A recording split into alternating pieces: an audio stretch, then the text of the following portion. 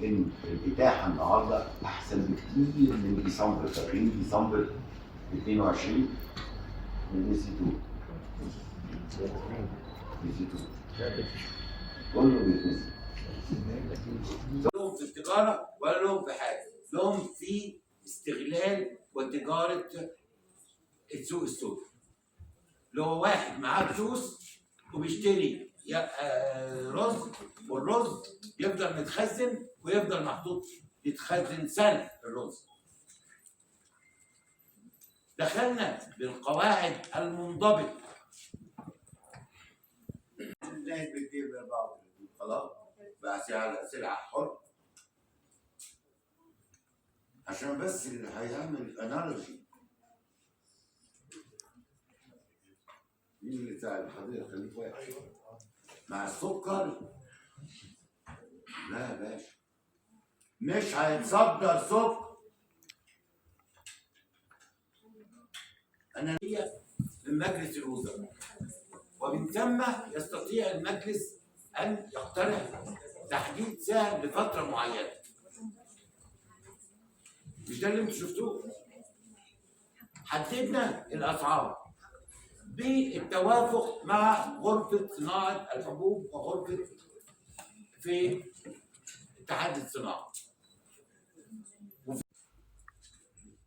وتقول لي مصدرها ايه وكذا، وابتدينا نقبض على ونصادر هذه الاوقات. واللي منكم كان بيتابع كان في ناس بانيه فوق المخزن، يعني افلام ليساه كده. واللي مش عايز يصدق يرجع للتقاليد ويرجع. وكنتوا بتدوروا على الكيلو. حصل؟ وكان سببها ايه؟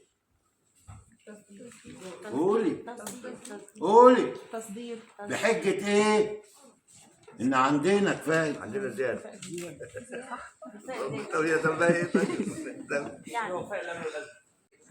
فالبيت محتاج.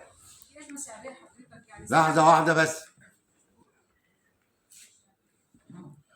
وبالتالي لابد يكون الاحتياطي بتاعنا موجود عندنا، ثم نكمل. انا مش مسعر رز سكر، ما بسعروش، انما بقول ممنوع التصدير لسبب النهارده السكر بره مش عايز ما استحملش الضغط. يعني ايه ما استحملش الضغط؟ يعني الغلط غلط ونوقف.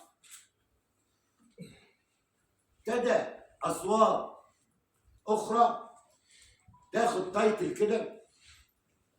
عندما دخلت وزارة التموين في تحديد سعر الرز لم يعد هناك رز. فايه اللي حصل؟ تقرير قالوا طب خلاص نشيل الحد الاقصى للسعر. ومسجل في مجلس الوزراء قلت اذا اتشال ده انا ماليش دعوه بسعر الرز. طالما ما بقاش فيه آلية وما بقاش فيه قواعد. ونط الرز من 18